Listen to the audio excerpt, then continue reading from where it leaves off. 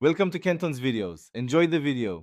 You start by creating a composition with the correct resolution and frame rate. This matters for motion blur and export. Next, import assets and organize them into labeled bins so you can find layers fast. Make sure to rename anchors. Once done, enable motion blur on layers and use 1/2 resolution for previews to keep playback responsive. You'll now be ready to keyframe basic transforms and apply your first motion tools without wasting time on housekeeping later. You'll move into the graph editor to sculpt motion. Switch to speed or value graph and shorten or lengthen Bezier handles to change acceleration.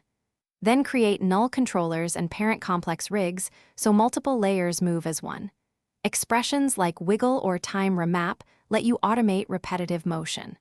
Once you have key poses, use Motion Sketch to paint paths and smooth to reduce jitter. Make sure to preview at full frame rate, occasionally to confirm timing feels natural. Small tweaks here make a big difference.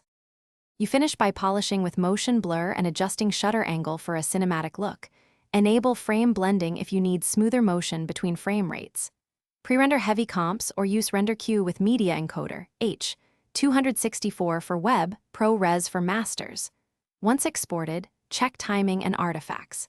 If things go wrong, clear the disk cache, reset preferences, or solo suspect layers to isolate the issue. That simple diagnostic often reveals whether it's a render bug, bad effect, or a stray keyframe.